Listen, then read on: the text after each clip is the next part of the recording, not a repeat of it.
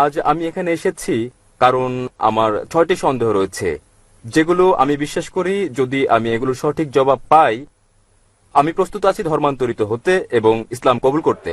আমি কিভাবে জানবো ইসলাম হচ্ছে সঠিক পথ? আমি কিভাবে জানবো যে বাণী প্রচার করছি তা ঈশ্বরের কাছে যাচ্ছে? এবং ঈশ্বর কি আপনাকে ক্ষমা করবেন যদি আপনি বারংবার ভুল করেন ও ক্ষমা চান? ভাই প্রথমে যে প্রশ্ন করেছেন তিনি জানতে চান কিভাবে তিনি জানবেন যে ইসলাম সঠিক ধর্ম আমাদের অনুসরণের জন্য, এবং দ্বিতীয় অংশ একই রকম, আমরা কিভাবে জানবো যে ইসলাম একমাত্র সত্যি। Yes sir. এবং তৃতীয়টি হচ্ছে তিনি বলেছেন, আমার একটা লেকচারে বলা হয়েছে যীশু খ্রিস্ট তারপর শান্তি বর্ষিত হোক বলেছেন, যদি আপনি জান্নাতে যেতে চান আপনাকে সব নির্দেশনা মানতে হবে এবং তাওরাতে উল্লেখিত সকল নিয়মের অনুসরণ করতে হবে। কিভাবে এই যুগে আমরা তাওরাতের সব নিয়ম মেনে চলি? আমি চেষ্টা করব প্রথম দুটো প্রশ্নের জবাব একসঙ্গে দিতে। ইসলাম এসেছে আরবি শব্দ সালাম থেকে, যার মানে শান্তি। এটা আরো এসেছে আরবি শব্দ সিলম থেকে, যার মানে আল্লাহর কাছে নিজের ইচ্ছাকে সমর্পণ করা।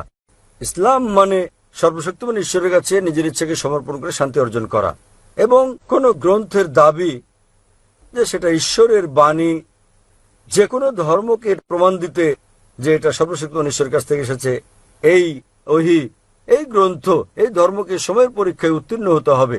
অতীতে সেটা ছিল অলৌকিকতার যুগ এবং মহিমান্বিতকরণ হচ্ছে অলৌকিকের অলৌকিক।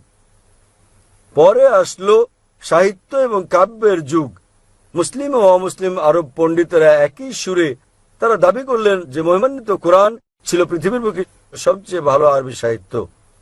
তবে বর্তমানে যদি কোনো ধর্মগ্রন্থ কাব্যিক ঢঙে বলে যে পৃথিবী সমতল, আধুনিক দুনিয়াকে তা গ্রহণ করবে? খুবই স্বাভাবিক না, কারণ বর্তমান হচ্ছে বিজ্ঞান ও প্রযুক্তির যুগ। তাহলে যদি আপনি এই পরীক্ষাটা করেন বিজ্ঞান ও প্রযুক্তির, বর্তমান সময়ে ধর্মগ্রন্থ সমূহের যেগুলো আমাদের কাছে আছে, বিশ্বের বিভিন্ন ধর্মের সকল ধর্মগ্রন্থ পরীক্ষায় ফেল করেছে কোরআন ছাড়া। আর আমি একটা লেকচার দিয়েছি কোরআন ও আধুনিক বিজ্ঞান সাংঘর্ষিক নাকি সামঞ্জস্যপূর্ণ বিষয়ের উপর। আমার সময় এখানে হবে না প্রশ্নোত্তর পর্বে সম্পূর্ণ লেকচার দেওয়ার, তবে আমি উল্লেখ করতে চাই অ্যালবার্ট আইনস্টাইন বলেছেন, প্রখ্যাত বিজ্ঞানী ও নোবেল পুরস্কার বিজয়ী, যে ধর্ম ছাড়া বিজ্ঞান পঙ্গু এবং ধর্ম বিজ্ঞান ছাড়া অন্ধ। আমি আপনাদের মনে করিয়ে দিচ্ছি মহিমান্বিত কোরআন কোনো বিজ্ঞানের গ্রন্থ নয়, SCIENCE, বরং এটা একটা নিদর্শনের গ্রন্থ, SIGNS, এবং এতে 6000-এর বেশি নিদর্শন রয়েছে। মহিমান্বিত কোরআনে 6000-এর বেশি আয়াত আছে, যার মধ্যে 1000-এর বেশি আয়াত বিজ্ঞান নিয়ে বলেছে। যদি আপনি তুলনা করেন বৈজ্ঞানিক সত্যগুলো যা আমরা জানতে পেরেছি, আমরা দেখতে পাই যে বিজ্ঞান যা সম্প্রতি আবিষ্কার করেছে, হতে পারে 50 বছর আগে, 100 বছর আগে, 200 বছর আগে, 400 বছর আগে, মহিমান্বিত কোরআন তা উল্লেখ করেছে 1400 বছর আগে। কোরআনে বিশ্ব সৃষ্টি সম্পর্কে বলা হয়েছে সূরা আম্বিয়া অধ্যায় নম্বর 21 আয়াত নম্বর 30-এ, যা বিগ ব্যাং সম্পর্কে বিজ্ঞানীরা জেনেছেন কিছুদিন আগে, তারা 50 বছর আগে আবিষ্কার করেছেন, তা কোরআনে উল্লেখ করা হয়েছে 1400 বছর আগে। আমরা জেনেছি যে পৃথিবী বর্তুলাকার, যখন 1577 সালে স্যার ফ্রান্সিস ড্রেক জাহাজে করে পৃথিবী ভ্রমণ করেন। পবিত্র কোরআন বলছে সূরা নাজিয়াত অধ্যায় নম্বর 79 আয়াত নম্বর 30-এ, আমি পৃথিবীকে ডিম্বাকৃতি বানিয়েছি। উট পাখির ডিমের কথা বলা হয়েছে এবং আমরা জানি উট পাখির ডিম ডিম্বাকৃতি হয়। আমরা আগে ভাবতাম যে চাঁদের আলো তার নিজস্ব আলো। সম্প্রতি জানতে পেরেছি 100 বছর আগে, 200 বছর আগে, 300 বছর আগে, যে চাঁদের আলো প্রতিফলিত আলো তার নিজস্ব আলো নয়। এ কথা কোরআনে উল্লেখ করা হয়েছে 1400 বছর আগে সূরা ফুরকান অধ্যায় নম্বর 25 আয়াত নম্বর 61-তে। তাহলে কে সব তথ্য কোরআনে উল্লেখ করতে পারেন যা আমরা সম্প্রতি জানতে পেরেছি? আগে যখন আমি পড়তাম স্কুলে, আমি শিখেছিলাম যে সূর্য ঘুরে কিন্তু আবর্তিত হয় না এর নিজ অক্ষে।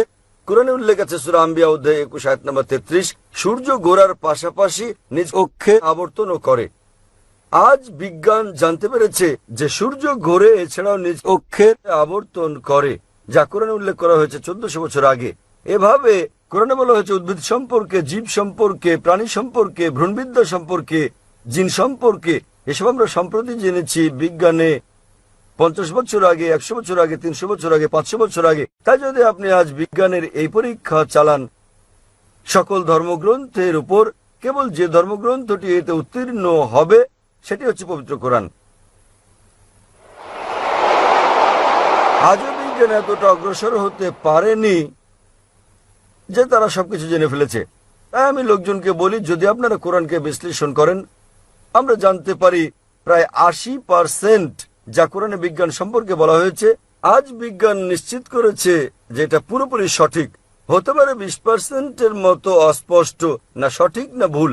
তাই আমার যুক্তি বলছে, যখন 80% পুরোপুরি সঠিক, বাকি 20%ও ইনশাল্লাহ সঠিক হবে। তাই এটা একটা যৌক্তিক বিশ্বাস। কোরআনে এরকম একটা তো নেই যেটা বৈজ্ঞানিক গবেষণায় ভুল প্রমাণিত হয়েছে। কোনো হাইপোথিসিস থাকতে পারে যা কোরআনের সঙ্গে সঙ্গতিপূর্ণ নয়, কিন্তু কোরআনে এরকম একটি আয়াত নেই যা কোনো বৈজ্ঞানিক গবেষণায় ভুল প্রমাণিত হয়েছে। তাই এর উপর ভিত্তি করে যদি আপনি এই পরীক্ষা চালান যে কোনো ধর্মগ্রন্থে, কেবল যে ধর্মগ্রন্থটি এই পরীক্ষায় উত্তীর্ণ হয় তা হচ্ছে ইসলাম ও কোরআন। আমি প্রস্তুতি পর্ব শুরু করেছিলাম কোরআনের একটা আয়াত পাঠ করে, সূরা ইসরা থেকে অধ্যায় নম্বর 17 আয়াত 81, যাতে বলা হয়েছে, ওয়াকুল জাল হক ওয়া যাকাল বাতিল ইন্নাল বাতিল কানা যাউকা। বলো সত্য এসে গেছে এবং মিথ্যা বিলুপ্ত হয়ে গেছে। আসলে মিথ্যা তার প্রকৃতিগত কারণে বিলুপ্ত হবে। তাহলে আপনি পরীক্ষা চালালে কেবল যে ধর্মটি পরীক্ষায় উত্তীর্ণ হয়, একমাত্র সত্য ধর্ম যা বিকৃত নয়। সেজন্য উইলিয়াম মোর বলেন, কেবল যে ধর্মগ্রন্থ, তিনি বলেছিলেন 200 বছর আগে ইসলামের সমালোচক হিসেবে, কেবল যে ধর্মগ্রন্থটি যেটি বিকৃত করা হয়নি এবং যেটি বিশুদ্ধতা রক্ষা করেছে 1400 বছর ধরে, সেটি হচ্ছে পবিত্র কোরআন। তাই এইসব তথ্যের উপর ভিত্তি করে কেবল যে ধর্মের কথা আমরা ভাবতে পারি, আমরা বুঝতে পারি এবং বিশ্বাস করতে পারি যা সত্য এবং সঠিক, সেটা কোরআন। আপনার তৃতীয় প্রশ্ন নিয়ে বলি যে আমি আমার লেকচারে বলেছি যীশু খ্রিস্ট তারপর শান্তি প্রতিষ্ঠিত হোক বলেছেন যে আপনাদের ওল্ড টেস্টামেন্টের হিতোপদেশ অনুসরণ করতে হবে। আমি বাইবেলের উদ্ধৃতি দিয়েছি গসপেল অফ ম্যাথিউ অধ্যায় নম্বর 5 অনুচ্ছেদ নম্বর 17 থেকে 20, যেখানে যীশু খ্রিস্ট তারপর শান্তি প্রতিষ্ঠিত হোক বলেছেন যে যতক্ষণ পর্যন্ত তোমার ন্যায়পরায়ণতা ধর্মগুরু ও ফরিসীদের ন্যায়পরায়ণতাকে অতিক্রম না করে, কোনোভাবে কোনো উপায়ে তুমি স্বর্গরাজ্যে যেতে পারবে না। তাই আপনাকে ভালো খ্রিস্টান হতে হলে যীশু খ্রিস্টের তার উপর শান্তি প্রতিষ্ঠিত হোক সময়, যদি আপনি স্বর্গে যেতে চান, আপনাকে ওল্ড টেস্টামেন্টের সব হিতোপদেশগুলো মেনে চলতে হবে। আপনি পারবেন না বিন্দু বিসর্গ হেরফের করতে। যদি তা করেন তাহলে আপনাকে স্বর্গের রাজ্যে ডাকা হবে না। তাহলে বাইবেলের এই অনুচ্ছেদের উপর ভিত্তি করে গসপেল অফ ম্যাথিউ অধ্যায় নম্বর 5 অনুচ্ছেদ 17 থেকে 20 আপনাকে মানতে হবে প্রতিটি আইন ওল্ড টেস্টামেন্টের। এবং আপনার প্রশ্নটা ছিল খুবই ভালো এবং অত্যন্ত যৌক্তিক। কিভাবে আমরা এই যুগে মানব ওল্ড টেস্টামেন্টের সবকিছু, যা খুবই কঠিন। আমি একমত আপনার সঙ্গে। সে কারণে যীশু খ্রিস্ট তারপর শান্তি প্রতিষ্ঠিত হোক আরো বলেন গসপেল অফ জন অধ্যায় নম্বর 16 অনুচ্ছেদ 12 থেকে 14, তিনি বলেন, তোমাদেরকে আমার অনেক কথা বলার আছে, কিন্তু এখন তোমরা তা সহ্য করতে পারবে না। যখন সত্যের আত্মা আসবেন, তিনি তোমাদের সত্যের দিকে নিয়ে যাবেন। তিনি নিজে থেকে কিছু বলবেন না, তিনি যা শুনবেন তাই বলবেন। তিনি আমাকে গৌরবান্বিত করবেন। এখানে যীশু খ্রিস্ট তার উপর শান্তি বর্ষিত হোক ভবিষ্যৎবাণী করেছেন সর্বশেষ ও চূড়ান্ত পয়গম্বর, সর্বশেষ ও চূড়ান্ত নবী মুহাম্মদ সাল্লাল্লাহু আলাইহি সাল্লামের। অর্থাৎ যখন তিনি আসবেন, তিনি তোমাদের সব সত্যের দিকে নিয়ে যাবেন। তার মানে যীশু খ্রিস্ট তার উপর শান্তি বর্ষিত হোক জানতেন বাইবেলে যা বর্ণিত আছে তা সবকিছু অনুসরণ করা যাবে না। পরবর্তীকালে হতে পারে কয়েক শতাব্দী পর, সেজন্য তিনি বলেছেন যখন সত্যের আত্মা আসবেন, তিনি তোমাদের সত্যের দিকে নিয়ে যাবেন। নবী মুহাম্মদ সাল্লাল্লাহু আলাইহি সাল্লাম সম্পর্কে বলেছেন। তাই শেষ সময়ে হতে পারে অনুসরণ করা সম্ভব ছিল উল্লেখিত বিধিনিষেধগুলো ওল্ড টেস্টামেন্টের এবং নিউ টেস্টামেন্টের, কিন্তু যীশু খ্রিস্ট তার উপর শান্তি প্রতিষ্ঠিত হোক বলেছেন যখন সর্বশেষ ও চূড়ান্ত নবী মুহাম্মদ সাল্লাল্লাহু আলাইহি সাল্লাম আসবেন, তোমরা তাকে মেনে চলবে। তাই আজও একজন ভালো খ্রিস্টান হতে হলে এক ঈশ্বরে বিশ্বাস করা ছাড়াও নবী মুহাম্মদ সাল্লাল্লাহু আলাইহি সাল্লামকে বিশ্বাস করতে হবে। আশা করি উত্তরটা পেয়েছেন ভাই। এবারে আপনার অপর প্রশ্ন। অপর প্রশ্নটি আসছে খ্রিস্টান পটভূমিতে একটি খ্রিস্টান পরিবার থেকে। কিভাবে আমি আমার পরিবারের সঙ্গে মিশব যদি আমি ইসলামের দীক্ষিত হই, এবং দুটি ভিন্ন বিশ্বাস নিয়ে একই কম্পাউন্ডে কিভাবে থাকব? ভাই, আপনি প্রশ্ন করলেন যে যদি আমি ইসলাম কবুল করি তাহলে কিভাবে আমার পরিবারের সঙ্গে মিশব দুটো ভিন্ন বিশ্বাস নিয়ে। ভাই আপনি জানেন কিছুটা ওল্ড টেস্টামেন্টের মতো, কিছুটা নিউ টেস্টামেন্টের মতো, তথাপিও আপনি একজন খ্রিস্টান, আপনি ওল্ড টেস্টামেন্টের নিয়ম পালন করতে পারেন নিউ টেস্টামেন্ট আসার পরেও। ওল্ড টেস্টামেন্ট ও নিউ টেস্টামেন্টের মতো কিছু থাকলে লাস্ট টেস্টামেন্টও আছে। মহিমান্বিত কোরআন সর্বশক্তিমান ঈশ্বরের লাস্ট টেস্টামেন্ট, এবং এই মহিমান্বিত কোরআনে একজন নবীও বাদ যাননি যাদের নাম বাইবেলে উল্লেখ আছে। ইসলামে আমাদের সকল নবীকে বিশ্বাস করতে হয় যারা আগে এসেছেন, এবং তাদের সংখ্যা 25 জনের কম হবে না যাদের নাম কোরআনে উল্লেখ আছে, এবং তাদের সকলের নবী মুহাম্মদ সাল্লাল্লাহু আলাইহি ওয়াসাল্লাম ব্যতীত এবং তাদের দুজন ব্যতীত তাদের কথা বাইবেলে উল্লেখ আছে। তাই আমাদের সম্মান দেখাতে হবে সর্বশক্তিমান ঈশ্বরের সকল নবীকে, এবং আমাদের প্রিয় নবী মুহাম্মদ সাল্লাল্লাহু আলাইহি ওয়াসাল্লাম বলেছেন সর্বশক্তিমান আল্লাহ পৃথিবীতে 1,24,000 পয়গম্বর পাঠিয়েছেন। তাই যদি আপনি মুসলিম হন, আপনার কোন নবীকে অসম্মান করতে হবে না যাদের নাম বাইবেলে উল্লেখ করা হয়েছে। প্রকৃতপক্ষে তাদেরকে আপনার বলতে হবে যীশু খ্রিস্ট তার উপর শান্তি বর্ষিত হোক যা বলেছেন আমি তা পুরোপুরি মেনে চলছি। অন্য খ্রিস্টানরা কি করে তারা অনুসরণ করছে, হতে পারে 80%, হতে পারে 90, হতে পারে 50%। তাদেরকে আপনার বলা উচিত গসপেল অফ জনের 16 নম্বর অধ্যায়ের 12 থেকে 14 অনুচ্ছেদে যা বলা হয়েছে, তোমাদেরকে আমার অনেক কিছু বলার আছে, কিন্তু এখন তোমরা তা সহ্য করতে পারবে না। যখন সত্যের আত্মা আসবেন তিনি তোমাদের সব সত্যের দিকে নিয়ে যাবেন।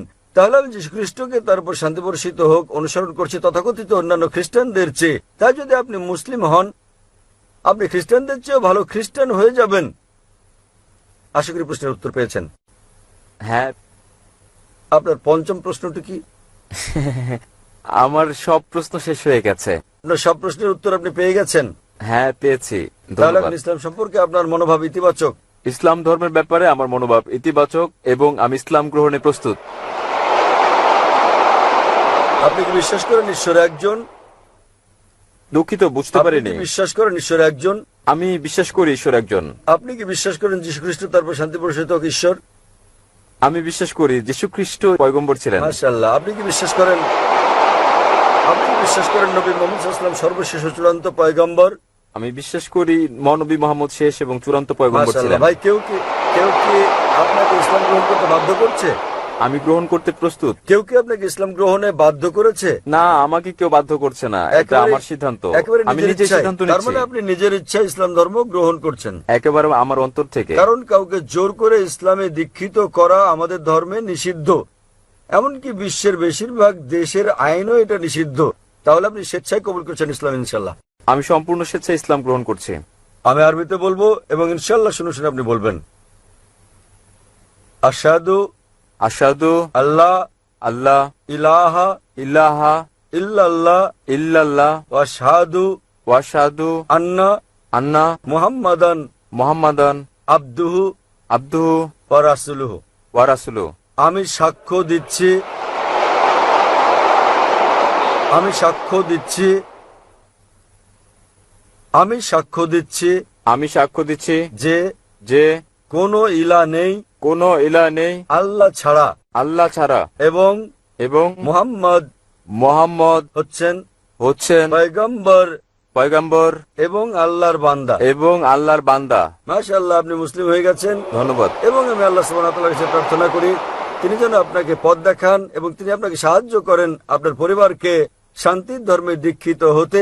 এবং আমি আল্লাহ সুবহানাহু ওয়া তাআলার কাছে প্রার্থনা করি তিনি যেন আপনাকে উত্তম পুরস্কার দেন এই দুনিয়ায় এবং একই রকম পরকালে।